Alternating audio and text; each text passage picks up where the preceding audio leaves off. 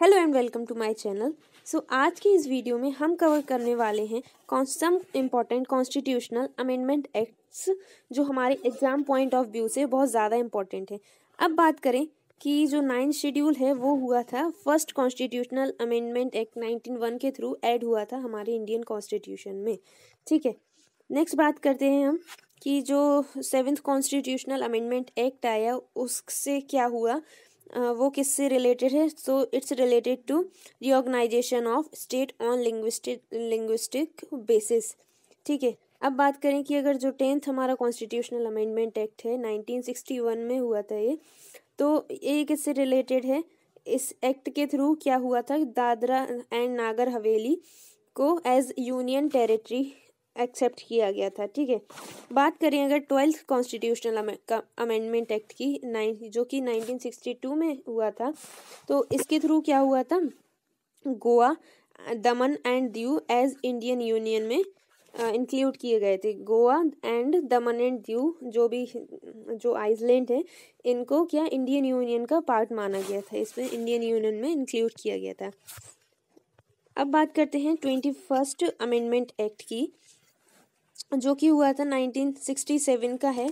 And इसके through क्या हुआ था, जो सिंधी लैंग्वेज है वो 8th शेड्यूल में ऐड करी गई थी। यानी कि सिंधी लैंग्वेज कौन सी, हमारे सबसे इनिशियली क्या था, जो हमारा 8th शेड्यूल था उसमें सबसे पहले केवल 14 लैंग्वेज थी ऑफिशियल रखी गई थी। एंड उसके 14 लैंग्वेजेस के बाद ये 15th लैंग्वेज थी सिंधी लैंग्वेज, और जो ऐड करी गई थी 8th शेड्यूल में 21st कॉन्स्टिट्यूशनल अमेंडमेंट एक्ट 1967 के द्वारा। ठीक है, बात करें अगर 42nd constitutional amendment act 1976, it is most and very very important constitutional amendment act. आपको इसको बहुत अच्छे से याद करना है। इसका क्वेश्चन भी अभी बीए एंट्रेंस एग्जामिनेशन में 2021 में पूछा गया था कि जो वर्ड है सोशलिस्ट, सेक्युलर एंड इंटीग्रिटी, ये जो वर्ड है प्रीएम्बल में किसके थ्रू, कौन से कॉन्स्टिट्यूशनल अमेंडमेंट एक्ट के थ्रू ऐड किए गए हैं हमारी प्रीएम्बल में, तो ये 42nd अमेंडमेंट एक्ट के थ्रू ऐड किए गए हैं। ठीक है, और इसके थ्रू और क्या क्या हुआ है, फंडामेंटल ड्यूटीज भी ऐड करी गई है पार्ट 4A, यानी कि जो 4A पार्ट है। So fundamental duties were added through this constitutional amendment act in part 4A। ठीक है, अब बात करते हैं कि क्या हुआ था, DPSP यानी कि जो directive principle of state policy है, इनको प्रेसिडेंस दे दिया गया था ओवर फंडामेंटल राइट्स।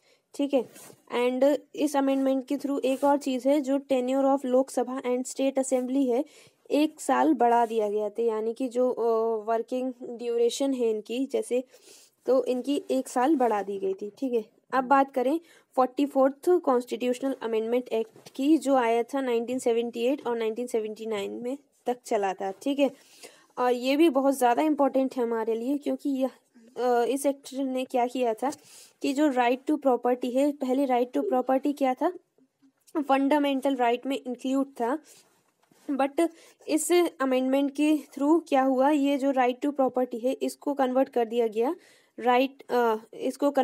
गया ऑर्डिनरी लीगल राइट में।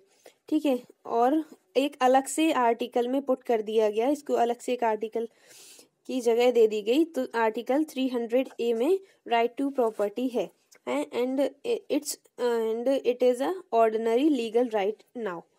ठीक है, अब बात करें इस 44th अमेंडमेंट के थ्रू एक और चीज़ हुई थी कि जो वह इन आर्टिकल 352, अब देखिए आर्टिकल 352 है, it's deal with national emergency.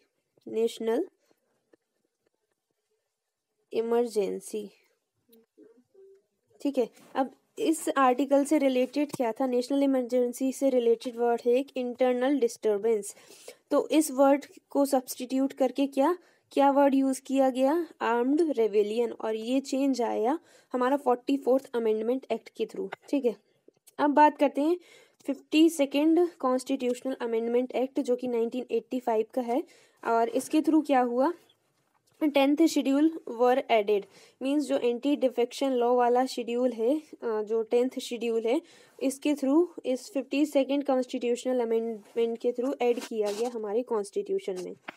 ठीक है, एक और बहुत ज़्यादा इम्पॉर्टेंट है कि 61st कॉन्स्टिट्यूशनल अमेंडमेंट एक्ट 1988 के थ्रू क्या हुआ। तो जो वोटिंग एज थी, पहले वोटर्स कितने में होते थे वोटिंग के लिए, लोग एलिजिबल 21 एज में होते थे। जब वो 21 साल के हो जाते थे तब वो वोट देने के लिए एलिजिबल होते थे। लेकिन जब से ये 1988 में जब 61st कॉन्स्टिट्यूशनल अमेंडमेंट एक्ट आया, तो इससे जो वोटिंग एज है 21 से हटाकर क्या कर दी गई, रिड्यूस कर दी गई 18 ईयर्स पे। ठीक है, तो 18 ईयर्स पे, और यही चीज़ आज तक भी चलती आ रही है, 18 ईयर्स के बाद वोटर हो जाते हैं। ठीक है, और next is 71st constitutional amendment act 1922, और इस एक्ट के थ्रू क्या हुआ था, इसको अमेंडमेंट के थ्रू क्या हुआ, Manipuri, Konkani and Nepalese in 8th schedule, ये तीनों लैंग्वेज है ना। अब देखिए, अभी सिंधी हम लोगों ने ऐड कर ली थी वहाँ ऊपर, जो सिंधी 15th थी, अब ये 16th, 17th एंड 18th, ये तीनों लैंग्वेज कहाँ 8th शेड्यूल में ऐड करी गई, हमारे कॉन्स्टिट्यूशन के 8th शेड्यूल में 71st अमेंडमेंट एक्ट के थ्रू ऐड करी गई। बात करें अगर 73rd कॉन्स्टिट्यूशनल अमेंडमेंट एक्ट की, 73rd and 74th, these both are very very important, और we can say most important. ठीक है, तो इन दोनों एक्ट के थ्रू क्या हुआ, इन दोनों अमेंडमेंट के थ्रू क्या हुआ, दोनों 1992 में आए थे, और 73rd वाला है, इट डील्स विद द पंचायती राज। ठीक है, at the same level it's 11th schedule, ये 11th शेड्यूल से भी पंचायती राज क्या है, 11th शेड्यूल में भी हम पंचायती राज या पंचायत के बारे में बात करते हैं।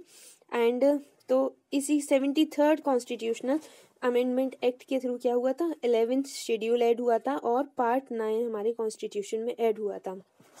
ठीक है, और 74th अमेंडमेंट एक्ट के थ्रू हुआ था schedule 12 add and part 9A add in our constitution. ठीक है, अब बात करें 86th कॉन्स्टिट्यूशनल अमेंडमेंट एक्ट 2002। अब देखिए, पहले क्या था, जब वो फंडामेंटल पहले था हमारे पास, जब इनिशियली हमारे पास जो कितनी 10 फंडामेंटल्स ड्यूटीज़ बनाई गई थी, लेकिन इस अमेंडमेंट के बाद हमारे पास एक ड्यूटी और ऐड कर दी गई, यानी कि 11th fundamental duty added through this amendment, and article 21A added in fundamental rights. अब आर्टिकल 21A में क्या है कि कंपलसरी एजुकेशन है 6 to 14 ईयर्स के स्टूडेंट के लिए, उनका 6 से 14 साल के स्टूडेंट है, उनका ये फंडामेंटल राइट है कि उनको शिक्षा प्रदान, मतलब उनको शिक्षा मिले। ठीक है, अब बात करते हैं 92nd कॉन्स्टिट्यूशनल अमेंडमेंट एक्ट की, जो कि 2003 में आया था, और इसके थ्रू करी गई थी हमारी Bodo, Dogri, Maithili and Santhali in 8th schedule में ऐड करी गई थी। अभी हमने वो पांचों लैंग्वेज पढ़ ली थी, अभी जो 14 के बाद ऐड हुई थी। अब फिर लास्टली कौन कौन सी लैंग्वेज ऐड हुई, Bodo, Dogri, Maithili, Santhali added in 8th schedule through 92nd amendment act. बात करें अगर 96th कॉन्स्टिट्यूशनल अमेंडमेंट एक्ट, तो इस वर्ड के थ्रू क्या हुआ था, इसने क्या किया था, substituted Odia word from Oriya. ठीक है, अब बात करते हैं कि जो 100 कॉन्स्टिट्यूशनल अमेंडमेंट एक्ट आया, ये 2015 का है। तो ये क्या किससे डील करता है, it deal with the land boundary agreement treaty between India and Bangladesh. ठीक है, and amendment constitutional amendment act number 101 means 101 वाला जो कॉन्स्टिट्यूशनल अमेंडमेंट एक्ट है, जो कि 2016 में आया था, ये बहुत ज़्यादा इंपॉर्टेंट है करंट अफेयर के व्यू से भी, पॉइंट ऑफ व्यू से भी, क्योंकि इसके थ्रू क्या हुआ था, GST हमारे इंडिया में इंट्रोड्यूस हुई थी।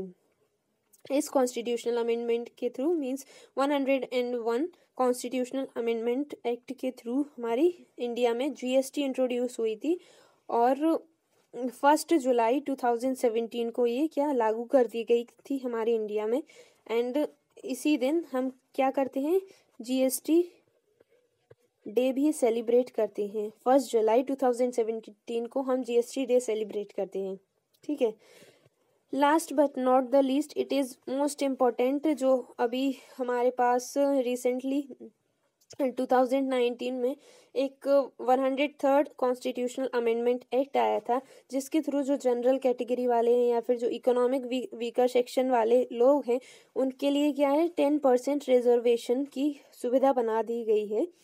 तो उनके लिए बहुत अच्छी बात है। So this was all about today, and in this video we have already covered the important constitutional amendment act. So thanks for watching, and stay tuned with me and subscribe to my channel.